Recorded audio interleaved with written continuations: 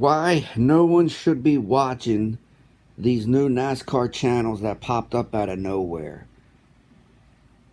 A lot of us are all falling for them. I admit I fell for them too. I started watching them, and as I'm watching them, I noticed that all kinds of little errors are happening. And I thought they were just little errors. But then I saw a video from another fellow content creator on a YouTube channel, Jet, and he pointed out that these guys aren't NASCAR followers. They are professional guys that come into different categories, start blasting all kinds of videos all over the place, and they're getting all kinds of views from people. And all it does is just get their rating up, and they're just coming in to try and take the money from actual content creators. In the meantime, they don't even care about NASCAR at all.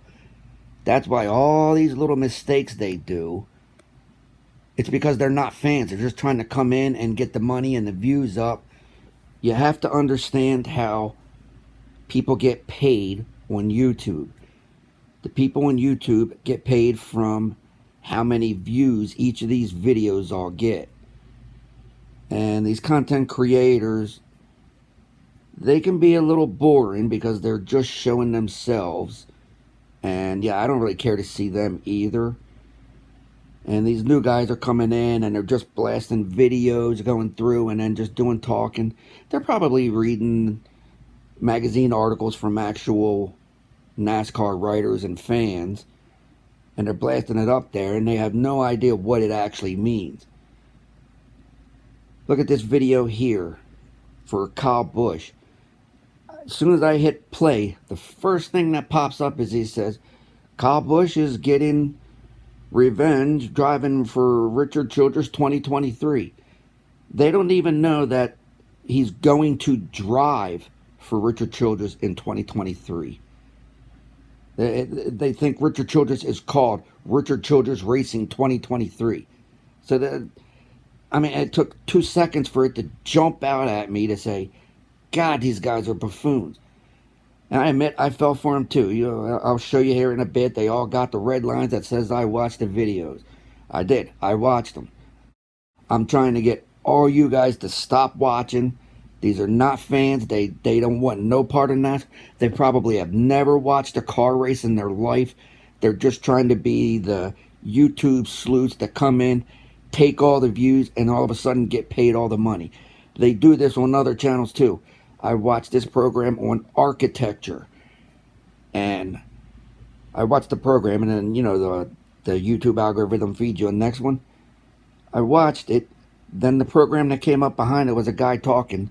That guy literally stole his entire program that a content creator made on YouTube, did all the work, all the editing, all the flow, and his whole conversation. This guy then went, dubbed out that guy's voice, and just put his own voice over top of it, saying the exact same thing, all the work the actual content creator did. He muffled him out, reset it under his own voice, and again, just like they're doing here in NASCAR, he went and got 100,000 views. That original content creator had less than 20,000. So he's getting paid for this other guy's work. It's not right. It's not good. If we don't squash it now, they're going to stick around. I'll flat out say the content creators have to do a better job so you're more intrigued and will watch them. That's what I'm trying to do. I'm hopefully getting better at it. But don't feed into what these guys are doing. They come in, they just take people's work and make it their own, and so they might change one word or one sentence. YouTube doesn't actually care. They're just going to let whoever gets the views get the views. So it's up to the fans to stop watching. Don't watch people that aren't fans. Don't feed them any money. The more money they get, the more they're going to stick around. Give it to the guys that actually care about the sport. Give them your views, your time. If you're a real fan, that's the way you want to work it. Let's slide over here to this next video. I mean, every video they post has problems.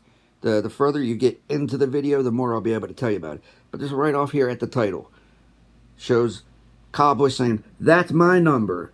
And they're acting like that's why Joe Gibbs isn't going to run the 18. For once, Joe Gibbs used his head a little bit, and he's going to give his grandchild an actual identity, give him his own number, one that hasn't been used. Because let's face it, every driver that drives for Joe Gibbs, they don't stay unique in themselves. They're a Joe Gibbs driver. All their numbers use the exact same font, and they just get brought into the conglomerate. And they're trying to say, like, Kyle Busch had any kind of voice to say, "Don't run the 18. That's my number." They don't give a flying F what Kyle thinks anymore. Kyle doesn't drive for them anymore. Joe Gibbs did this on his own, not a thought about Kyle. He was actually thinking of his grandchild, and it's going to be one of the best marketing moves he could have done, because it will give him his own identity. I mean, that's what I say the problem is with the 43 car and the 3 car. The other day, I was at the racetrack, and I yelled out to somebody. They had the big 3 in the back window of their truck, and I yelled, "Earnhardt!" And the guy heard me, and he looked over, and he said, "That's not Earnhardt, that's Austin Dillon." And I'm looking at him like, God, Dillon's been in that car for a decade now, and I am never going to associate him with that 3 car. And I thought to myself, wow, Childress is actually doing a bad thing for his grandchild. He will never be associated with the number 3 in that calligraphy.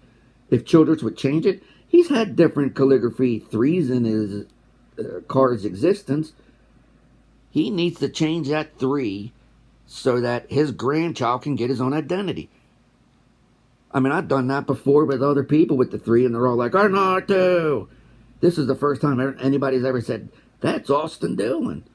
He is never going to be associated with it. He will never have his own identity. And anybody that gets in his car will have the same problem. And just think back to all the drivers that have been in the 43. Do you ever associate them with the 43 when they were even in it, or let alone after it? Nah, it was his time in the 43, but then they got out of it. So Petty is actually hurting any of the drivers that get in his car. They never really are able to take on an identity. They are drivers in the 43. Especially since they go through them every couple of years. They really don't keep anybody for over 5 years. I guess Bubba Wallace was the longest driver they had in that circumstance. Let's scroll over here a little bit further. We'll see. Look, Gibbs here. "I'm done with him." You're so done with him that you just gave him a contract in the Cup Series? These guys have no idea what the hell they're talking about. They're trying to ride the coattails of actual writers and stuff, and they just get everything wrong. They prove it over and over. We have to stop giving them views. If we stop giving them views, they'll stop doing it. But as long as they keep getting views, and then a check comes in from YouTube, they're going to stick around. We got to stop it. There are far more informed people on here that I really do recommend. Go watch Bologna Burger. Go watch Eric Estep. These guys all watch racing. They love racing. You want to be part of them.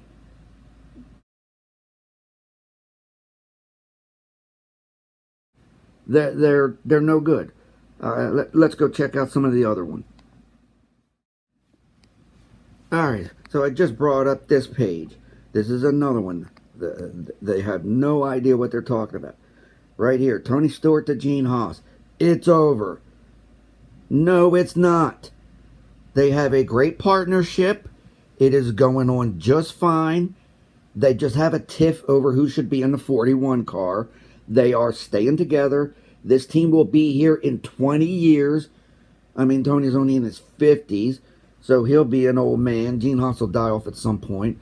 Maybe he will go ahead and get somebody he can bring up, a current driver. Because Tony's been out of the car himself now for, a decade? Maybe he'll link up with a younger driver when it's his by himself. But there is no dissent. Tony is not leaving. Tony's not breaking off. They're just having a little spat that you're hearing about it in the thing. Because Tony does that. Tony mouths off a little bit. But they're not going nowhere. It's not over. It is not over. It ain't going nowhere. And right next to it, we have Coach Gibbs looking at his grandchild going, bad news. I haven't watched this video, so I don't know what he's going to say. But I can tell you it's wrong. What's the bad news that Gibbs is going to actually say to his grandchild? There ain't a goddamn thing he's going to say to his grandchild. He's trying to work on him to be better at being liked. But whatever these guys are going to say, the bad news, Gibbs is going to close down. The presence of Ty Gibbs, everything's wrong. Gibbs is losing. Yeah. Who knows where they're going to go with it. But I refuse to watch them anymore. I refuse to watch them. I hope you refuse to watch them. They're no good. Let's scroll down to the next one. We're going to skip over to Bubba Wallace for now. Look at this. Richard Childress and Kyle Busch. This is going to be one of the most promising stories coming up in the new year, 2023. There is nothing wrong. He is having no regrets. Their business partnership is starting. They're fresh. They're alive. He's getting in the car. They're getting a seat fitted for him. They're ready. They're anticipating. Childress had Dale Earnhardt driving for him for the longest time. And Earnhardt could be a handful with some of the stuff he did on the track. Many a times Earnhardt had to leave with extra security from a track because of his own antics. He is completely used to this kind of thing. But this is even before they got... If they were willing to put whatever that fight, skirmish that they had 15 years ago behind them, you better believe they're ready to go racing. Whatever this is trying to claim is a huge problem for Childress and Coppa, it doesn't exist. There is no problem. This is probably the best any business relationship is at the start, before you've ever gone racing. You're happy. You want to be there. The communication is best. Everybody's one. Now, once they get in the cars and they hear how people work, or they get along or don't get along, that's when problems can occur. But right now, they're both on top of the world. I got me Kyle fucking Busch, and I got Richard Childress as an owner. Childress knows how to sit there and deal with hype and circumstance going on. Of course, I think Kyle is going to calm down. I mean, he's starting to become a happy family man. When he had his boy Braxton, you definitely saw him calm down a tear. But now that he's got a baby girl, that just melts all daddy's hearts. And he's got that, so I really don't see Kyle being the handful he's been for Gibbs all this time. Alright, let's move down to something else. So as I come along and scroll across the bottom here, and I'm looking at the headlines, these headlines could actually be real. And since you can see I haven't watched these videos, I can't really say exactly what they said. But there could be, there usually is an essence of truth when they still get all kinds of small facts wrong. Like, you ever hear in The Voice when they do these videos, how they say and mess up some of the words? The Pocono Raceway, it was Pocono, Raschastin, the Clint Boyer. I heard that voice is actually some kind of robotic voice that you can pay money to have spew your information out. Like, it's not even the people making the content. It's some kind of voice service that you can pay to use to do the voiceovers. That's why they mess up all these little words. I mean, Pocono, is that a hard word to say unless it's a robotic voice or something of that? That's what they use. They won't even identify themselves, because if they identify themselves, you would hear the very same voice over all kinds of different topics, always stealing original content from other people. Now, they're not quite stealing original content here the way they do it. Other people's of just dubbing out their voice and dubbing their voice in. This is kind of making their own videos, but all they're doing is just playing clips of NASCAR. If that's what you guys want, that's what I'm going to set up too. I thought I would keep it to the content I'm working on, but they just find clips and play it on. I mean, literally look at the clip you're looking at and see if it has any relevancy to the topic they're attempting to talk about. The topics they usually get wrong. So all these videos here, there could be something, you know. Harvick did have a problem with NASCAR. 10 things about Bubba. Okay, fine, 10 things. I can't really say that's wrong. It's just an information video.